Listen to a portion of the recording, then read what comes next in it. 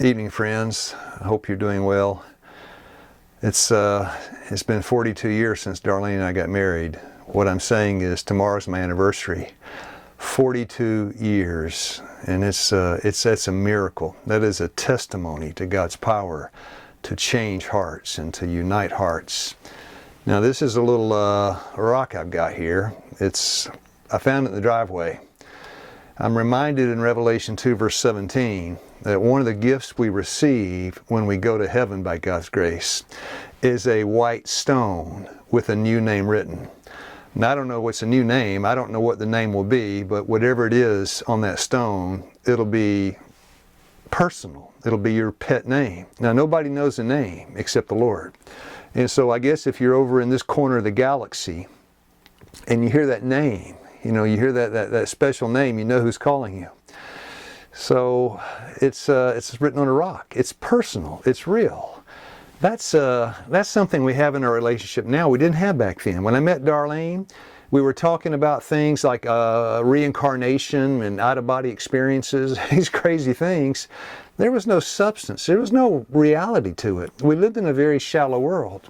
It was a great move when God helped us to get out into nature.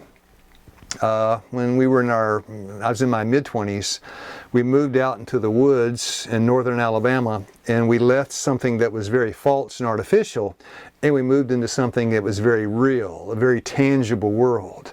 Out in nature, everything operates under fixed laws. Right? You have thunderclouds, you know it's going to rain, you put a seed in the ground, you water it, you get sunshine, you know you're going to get food. Everything is operating in a system of order. And everything you see is real. You see a squirrel coming after your corn, you see a crow coming after your Asian pears. It's a real environment. It's conducive to real thinking. And it's order too. The sun comes every day, it goes down, you have seasons. There's an order, there are laws operating. It really helps the mind. It's not like, the artificial, superficial world we live in today.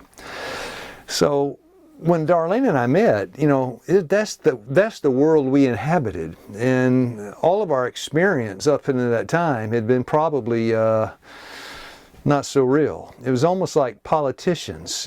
Politicians speak from their lips to your mind to get your vote. How many people do you ever hear speaking from their heart to your heart? I mean, really just outright pure truth.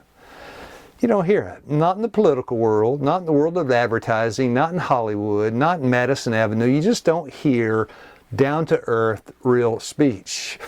I remember the first sentence that I heard that approached something real. Darlene and I had gotten to know each other. And we had a few dates, and she had some friends that lived out in the country. They were going to have a pig roast, and they were roasting a pig. There were a lot of drugs, a lot of alcohol there. Darlene and I went, and it was just, I guess, what you would expect. And so at the end of the day, we went back to Atlanta, and Darlene picked the phone up, and she called the lady that was the owner of the land where the party was. And she told the lady that the dog she had been chained to a bumper, and how really that was cruel treatment. That she needed to give that dog some water, give it a place in the shade, take it off that short chain. And I listened to Darlene share her concerns for the welfare of that dog. I never heard anything like that. Why would anybody care about dogs? Why would anybody care about people? I was in an environment where I didn't trust anybody and nobody trusted me. Basically, I was very callous and hard-hearted. And to hear Darlene expressing compassion for a dog, I never heard anything like that before. It was my first time to hear something real. And I know that may not seem like an earth-shaking truth, but for me at that time, I was just like a sponge, dying for some water in the desert. And to hear Darlene expressing that right from her heart, I thought, she's a little different. And after that, there were times in the relationship we would talk about real things. A lot of it was just foolishness. Star charts and astrology and Indian mysticism and mushrooms and things like that. But you know, from time to time, real things would come up. And it wasn't until after we became Christians that really we made the transition from something false to something true, something real. I remember one time when Darlene and I we started reading the Bible. She was pregnant. We were broke. I got a job as a reporter in a newspaper. Had a terrible first day. Just terrible first day. Very stressful. I came home that night, and I was laying there in the bed beside Darlene. You know, we usually pray together. At that point, we were actually reading the Bible and praying. I'd never been to church, never heard a sermon, but we had the Bible. We're reading it at home, and our relationship is beginning to change. And Darlene, you know, as I was laying there, she said, "How'd your day go today?" And I said, "Well, you know, it was. You don't want to know." And anyway, she asked me. I shared it with her. And then she says something. To this day, I have never forgotten it. She said, "Tomorrow, when you go into work, you tell the folks you quit, and then you come back home." And I said, "Darlene, we are broke. You're pregnant. I've got to have a job." And she said, "I care more about you than I care about money." And I felt those were real words. Those are the kind of words that reach a man's heart. In John chapter 7, when the palace guards came back empty-handed, the Pharisees sent them to take Jesus prisoner. They came back empty-handed. The Pharisees said, "Why didn't you bring him back?" They said, John 7:46, "Never a man spake like that man." Jesus spoke. I'm not sure exactly what he said, but what he said was so different from what the Pharisees said, it left an impression on those guards. Darlene, it left an impression on me. She cared more about me than money. I thought I love to hear this kind of talk. And I was just drawn to it.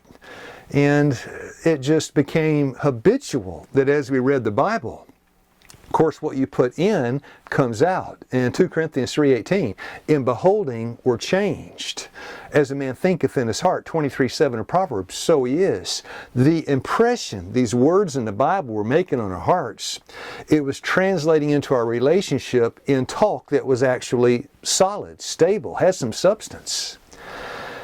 And then, you know, it was after that a few years, I was working in Guinea, West Africa, Darlene and I. And while we were there, I got falciparum malaria. It's a real tough kind of disease. But I got malaria. And of course, the treatment we would give for, you know, we use a lot of these hot and cold water treatments. The treatment for the brain malaria is, it's a hot and cold shower. But you sit in the hot for 3 minutes. The technical name is an allergy spray. You sit in the shower for 3 minutes, and then of hot water, 2 minutes of cold, and then you go back and forth. 3 hot, 2 cold, 3 hot, 2 cold, 3 minutes of very hot, 2 minutes of very cold. But I couldn't sit in a chair. I was so sick I could not sit up in the chair. And Darlene stood with me in that shower and held me in that chair. So she got blasted with the hot and cold too. And she did it with joy in her heart and a smile on her face because she loved me and she cared. You know, 2 Peter 5:7, casting all your cares upon Him because He cares for you. The Lord wants to plant in our heart care for each other. And when we have care, when we have compassion, that's the language, out of the abundance of the heart, the mouth speaks. And it was just, it's so refreshing just to sit down day by day at your meals and hear something that's real, something you can sink your teeth into. I remember Darlene and I were on a 14-hour flight one time going to Hong Kong. And we were in these cheap seats, economy seats. You know, my knees are like up under my chin. I'm tall, I'm 6'5". And Darlene got up to go to the bathroom. This is, you know, we're probably an hour before we start the descent. She goes to the bathroom, comes back. I got the aisle seat. She stands behind me and starts to give me a massage. Now, she's not saying anything. This is kind of an unspoken, real dialogue. She's giving me a massage, and I tell you, it really is just what I needed. My shoulders were tight. I was just tired of sitting. And I said, Darlene, that's nice. I appreciate it. Now sit down. You're tired. She didn't sit down, and she kept going for a while, and she wouldn't stop. I said, come on, honey. I know you're tired. Have a seat. Let me give you a little massage. And in a way, after a time, she did sit down because they made her. The flight was getting ready to descend. They made everybody take their seat, and that's when Darlene sat down. Never said a word. That's just an unspoken, real impulse coming from her heart, and it reached mine. So my dear friends, my little stone, where'd my stone go? 42 years of marriage. I'm going to write 42 on the stone. And as I look back over the blessings, you know, our first 10 years, we weren't Christians. Our first 10 years we were struggling. We were on the verge of divorce often. We were struggling. But you know, I look back, I see God was helping us every single step of the way. And His influence was doing something in our hearts. It was long. It was not overnight. It was difficult. It had a lot of trials and tribulations, but God never gave up on us. And that is the language of heaven, the language of hope. Romans 8:24, we're saved by hope. Faith is the substance. Hebrews 11:1, faith is the substance of things hoped for. You know, to be able to communicate hope to each other in a hopeless, helpless world, this is a great blessing of solid, stable, substantial living. My dear friends, I don't know, some of you are married, some of you may not be married. Some of you may be celebrating 1 or 2 years of marriage, some of you may be hitting the 42-year mark, I don't know. My dear friends, what makes it all worthwhile is that we cultivate a heart that is open to first God, then our spouse, our family, our friends. That is the great commandment, right? Deuteronomy 6:4 and 5. Love the Lord your God with all your heart, all your soul, and all your might. So, my dear friends, I hope you have a nice evening. May the Lord continue to work in your heart and mine, and may He bind up our hearts with each other in cords that cannot be broken. You have a nice evening.